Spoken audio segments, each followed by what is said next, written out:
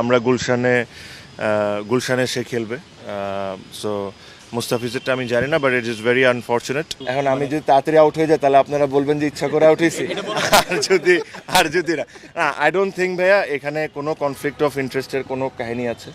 Because একটা জিনিস আপনার মনে রাখতে হবে ভাইয়া, যে এই টিমটাকে আমি ওন করি না, আমি টিমটাকে স্পন্সর এনে দিয়েছি বলতে পারে ম্যাক্সিমাম। ঠিক আছে, আমি টিমটাকে ওন করি না।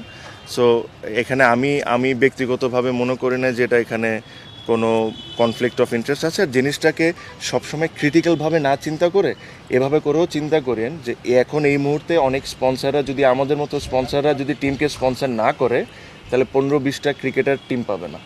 So think like this sometime. এটাও আপনাদের মেনে রাখতে হবে যে ঠিক একটা প্লেয়ারের একটা লিমিটেশন আছে।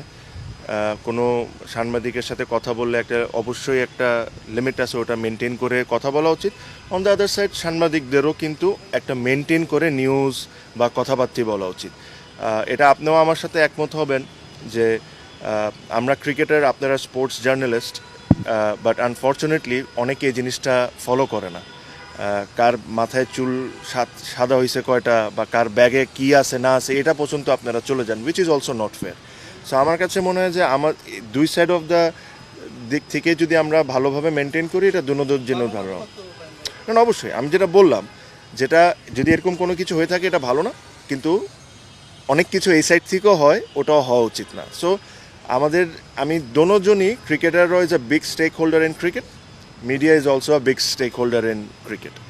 দোনোজনকেই আরও একটু প্রফেশনাল হইতে হবে, যেটা আমি মনে করি। মনে হচ্ছে যে বরিশাল টিমটাই মোহামেডান, জার্সিটা একটু চেঞ্জ। আরে না না, আমরা অবশ্যই কয়েকজন আছি একসাথে। So it is a good thing, because সবাই বুঝি ভালো করে, এত বছর ধরে একসাথে খেলছি। সো একটা আন্ডারস্ট্যান্ডিং তো হয়ে যায়। So it's a good thing. আসলে অনেকেই আছে বরিশাল থেকে, এটা ঠিক, but it's a different format, different tournament.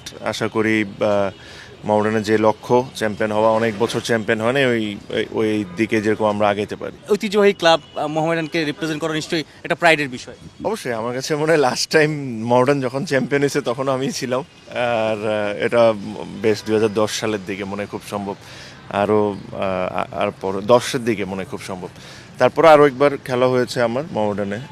But হ্যাঁ, আশা করি এই লক্ষ্যটা আমরা যেরকম অ্যাচিভ করতে পারি, এটা আমাদের নিজেদের জন্য ভালো লাগবে। Plus this club deserves this. এত বড় একটা ক্লাব, বাট এত বছর ধরে চ্যাম্পিয়ন না হয়, it's not a great thing. So আমার কাছে মনে হয় এবার যারা এই ক্লাবের কর্মকর্তারা আছেন তারা যথেষ্ট পরিমাণ চেষ্টা করেছেন একটা ভালো টিম করে তোলার। And it's up to us now, to the players, যেটা আমরা মাঠে কত ভালো পারফর্ম করি। আপনার কোনো সাজেশন থাকবে সিসিডিএম এর কাছে? লাইক প্রতি বছর রোজার সময় খেলা হয়, একটু টাফ টাইম, গরম থাকে, ঈদের ব্রেক হয়ে যায়, মাঝখানে একটা টেম্পো নষ্ট হয়, সব কিছু মিলে সূচিটা একটু রিশিডিউল করার।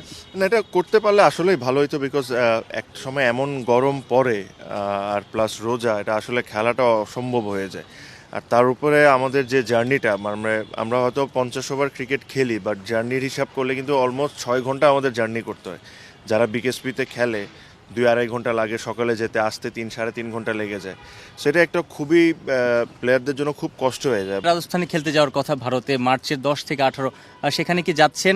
গেলে কতদিন আসলে মোহামেডান কয়টা ম্যাচের সার্ভিস আপনি পাবেন? না, আমার এখন পর্যন্ত কোনো প্ল্যান নেই যাওয়ার। যে স্পেশালি ওরা 2টা ম্যাচ খেলার জন্য খুব রিকোয়েস্ট করছে আমাকে, but it's very high unlikely that I will go.